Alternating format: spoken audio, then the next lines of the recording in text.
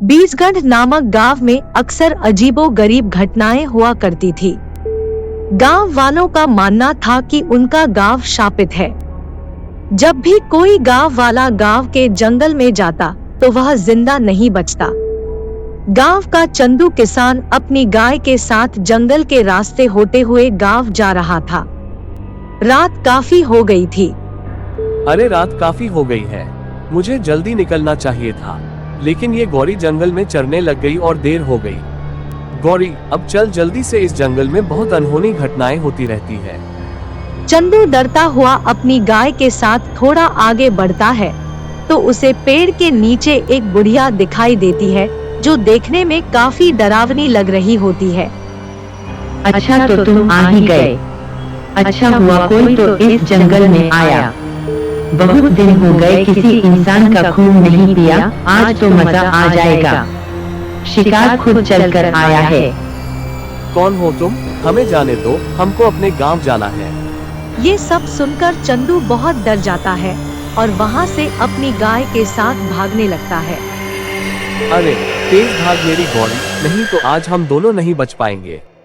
तभी वो बुढ़िया उसके सामने आ जाती है और अपने लंबे लंबे नाखूनों से चंदू को मार डालती है। उसके बाद उसकी गाय को भी। अगली सुबह ये खबर गांव वालों को पता चलती है। गांव के लोग ये जानकर बहुत हैरान हो जाते हैं।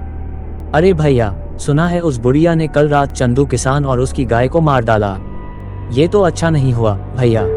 हाँ भैया, अब तो इस गांव में रहते भी डर लगता है, लेकिन क्या करें भैया, गांव छोड़कर भी तो नहीं जा सकते ना। वो ये जंगल है, वो गांव के बीचों बीच ही पड़ता है, आखिर जाए तो कहाँ जाए। ये बोलते हुए वो दोनों बहुत उदास हो जाते हैं। चंदू के मरने की खबर उसके घर पहुंचती है। चंदू किसान का बेटा पप्पू जोर जोर से रो रहा होता है। वाणी पप्पू की सौतेली माँ है। अरे रे, अब बस भी कर दे रोना तू, तेरा बाप तो तुझे छोड़कर चलता बना मेरे ऊपर। आखिर मैं कहाँ से खिलाऊंगी तुझे रोटी? मेरा तो खुद एक बेटा है और तेरे बाबा जो आज तक एक पैसा भी नहीं जोड़ पाए, छोड़ गए तुझे मेरे ऊपर। नहीं नहीं, अब मैं तुझे अपने पास नहीं रख सकती। हाँ, निकल जा यहाँ से। अरे हाँ माँ, निकालो इसे यहाँ से। पिताजी का सबसे लाडला बना फिरता था, अब आएगा मजा। अरे नहीं नहीं माँ, ऐसा मत कीजिए। मैं आखिर कहाँ जाऊंगा माँ, ऐसा मत कीजिए माँ। पिताजी के बाद अब आप ही मेरा सहारा हैं माँ। अरे वो सब मैं कुछ नहीं जानती, समझा? तुझे इस घर से जाना ही होगा, जा यहाँ से। जिसके बाद पप्पू वहाँ से बड़े उदास मन से चल देता है। चलते चलते वो गांव के उसी जंगल में आ जाता है। जैसे ही पप्पू अंदर जंगल में जाता है, उसे डरावनी आवाजें सुनाई देने लगती है। वो बहुत डर जाता है। अरे रे, ये कैसी अजीब सी आवाज है? मुझे तो बहुत डर लग रहा है। हे भगवान, इस गांव से बाहर जाने का एक यही रास्ता है जो जंगल से होकर गुजरता है। हे भगवान, मेरी सहायता कीजिए। अभी तो मुझे बहुत भूख भी लगी है। हाँ। और जिस ओर से डरावनी आवाजें आ रही होती है, पप्पू उस ओर चल देता है। तभी वो देखता है कि वहीं पेड़ के नीचे एक बुढ़िया बैठी है। आ गया तू, अब मुझे एक नया शिकार मिल गया। उसकी बात सुनकर पप्पू काफी डर जाता है। हे भगवान, अब मैं क्या करूं? तभी भागते भागते पप्पू एक गड्ढे में गिर जाता है। जैसे ही पप्पू उस गड्ढे में गिरता है, वो एक ऐसी जगह पहुंच जाता है जहां बहुत रोशनी होती है। काफी बड़े बड़े पेड़ होते हैं और उन्हीं पेड़ों के पास एक बहुत ही सुंदर नदी होती है। वहां आसपास अलग अलग तरह के पक्षी और जानवर घूम रहे होते हैं। सबको देख पप्पू हैरान रह जाता है। अरे ये मैं कहाँ आ गया हूँ? ऐसा अजीब सा जंगल तो मैंने कभी नहीं देखा। तभी वो थोड़ी दूर चलता है कि उस जंगल में गांव के वो लोग जो मर गए थे पेड़ से बंधे थे और साथ में पप्पू के बाबा भी थे। पप्पू ये देखकर हैरान रह जाता है और अपने बाबा के पास आ जाता है। अरे बाबा, आप जिंदा हैं। आपको पता है, मुझे लगा था मैंने आपको खो दिया, लेकिन आप तो जिंदा है। लेकिन आप यहाँ कैसे आए? पप्पू की इन बातों का उसके बाबा पर कोई असर नहीं हो रहा था। अरे बाबा, आप बोलते क्यों नहीं? तभी बापू के पास एक अजीब सा दिखने वाला आदमी आता है। पप्पू उसे देखकर हैरान हो जाता है। अरे बेटा, तुम मुझसे डरो मत, मैं तुम्हें कुछ भी नहीं करूँगा। इस जादुई जंगल में आसानी से कोई नहीं आ सकता। अगर तुम यहाँ आए हो तो जरूर तुम में कोई खास बात अवश्य है। लेकिन आप कौन हैं? और यहाँ पर मेरे गांव के वो सारे लोग मौजूद हैं जो मर गए थे, यहाँ तक कि मेरे बाबा भी। मेरी तो कुछ समझ नहीं आ रहा है। बेटा, मैं इस जंगल में कई वर्षों से तपस्या कर रहा था कि अचानक एक दिन यहाँ पर एक औरत जो पिशाचिनी थी वो आ गई। कई वर्षों की तपस्या के बाद मुझे एक मंत्र मिला जिससे मैं सबसे शक्तिशाली हो सकता था और हमेशा के लिए अमर भी। लेकिन इस बात की खबर उस पिशाचिनी को लग गई और यहाँ मुझे मारने आ गई। मैं पिशाचिनी हूँ। मुझे पता चल गया है कि तेरे पास वो जादुई मंत्र है। मुझे वो जादुई मंत्र बता, मैं इस दुनिया में अमर होना चाहती हूँ। उस समय अगर मैं पिशाचिनी को जादुई मंत्र नहीं बताता तो वो मुझे मार डालती, इसलिए मैंने उसे वो जादुई मंत्र बता दिया। लेकिन क्योंकि वो एक पिशाचिनी औरत थी, इसलिए उसे अमर होने के लिए उस जादुई मंत्र के साथ साथ कुछ लोगों के खून की भी जरूरत थी, जिनका खून पीकर वो अमर हो सकती थी।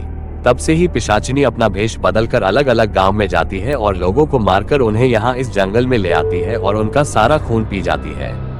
उस आदमी की ये बात सुनकर पप्पू दंग रह जाता है।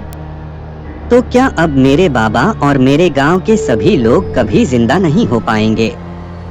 बेटा, जिंदा हो सकते हैं, लेकिन इसके लिए तुम्हें एक कठिन राह से गुजरना होगा। जंगल में रहने वाली औरत ही पिशाचिनी है जो तुम्हारे गांव के लोगों को मारा करती है। अब बस उसे कुछ ही लोगों के खून की जरूरत है, जिसके बाद वो उस जादुई मंत्र से अमर हो जाएगी। अगर ऐसा हुआ तो तुम कभी भी अपने पिता और बाकी गांव वालों को कभी जिंदा नहीं कर पाओगे।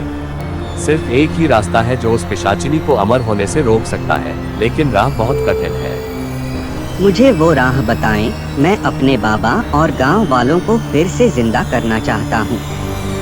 बताइए मुझे क्या करना होगा? तभी वो आदमी पप्पू को एक जल का लोटा देता है। इस शुद्ध जल के कलश को लेकर तुम्हें उस पिशाचिनी के पास जंगल में जाना होगा और जिस वृक्ष के नीचे वो अपने शिकार का इंतजार करती है, उसी वृक्ष के ऊपर एक उल्लू निवास करता है। उसी उल्लू में उस पिशाचिनी के प्राण है। अगर उस उल्लू के ऊपर तुम इस सिद्ध जल को छिड़क दो तो उसका अंत निश्चित है। आप मुझ पर भरोसा करें। मैं अपने बाबा और गांव वालों के लिए अपने प्राणों से खेल जाऊंगा। कलश लेकर तो तुम जाओगे, लेकिन ध्यान रहे ये कलश अगर गलती से पिशाचिनी ने छू लिया तो इसकी सारी शक्ति खत्म हो जाएगी। एक बात और, ये काम तुम्हें सूर्यास्त के वक्त ही करना होगा। अगर उस पहर से पहले तुम काम ना कर पाए तो रात होते ही उल्लू वहां से उड़ जाएगा। उसके बाद उसका पता लगा पाना बहुत मुश्किल होगा। आपकी कही सब बातों का मैं ध्यान रखूंगा। अब आप मुझे आज्ञा दे। तुम अपने कार्य में कामयाब होकर लौटो। सभी का आशीर्वाद तुम्हारे साथ है। उसके बाद पप्पू जंगल में ठीक उसी जगह सूर्यास्त से पहले पहुंच जाता है। मैं उस पिशाचिनी को किस तरह इस पेड़ के नीचे से हटाऊं? अगर मैं इसके सामने गया तो ये मेरे पीछे पड़ जाएगी और इस कलश को भी तोड़ना चाहेगी। हे भगवान, मेरी मदद करो। तभी पप्पू के सामने उसकी गाय गौरी, जिसको पिशाचिनी में मार दिया होता है, वो आ जाती है। अरे गौरी, तुम आ गई। हाँ पप्पू, मैं तुम्हारी मदद करने आई हूँ। अब मैं तुम्हारा रूप लेकर पिशाचिनी के सामने जाऊंगी, जिससे वो मेरे पीछे भागेगी। तब तुम पीछे से जाकर उस पेड़ पर बैठे उल्लू पर इस सिद्ध जल को छिड़क देना, जिससे इस पिशाचिनी का अंत हो जाएगा। ठीक है, मैं बिल्कुल वैसा ही करूँगा।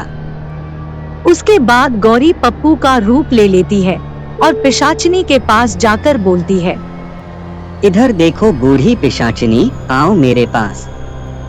अरे, ये क्या देख रही हूँ? आज मेरा शिकार मुझे खुद बुला रहा है। आज तो आनंद आ जाएगा।